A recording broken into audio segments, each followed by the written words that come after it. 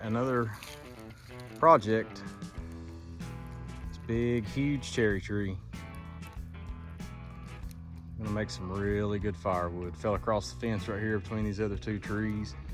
The top's over here in the woods. We'll have to cut it up, but this is gonna make some really good firewood. It's probably 24 inches plus right here at the trunk, and then goes down here and forks out. And the fork limb, I mean, they're probably 16 inches in diameter. The top one's probably 18, so some really good wood. It's been here probably 2 or 3 years, so I don't know how good of a cherry log that would make right there. I really don't know. I may just cut it up and just see, but there's not a lot where it's broken off right here.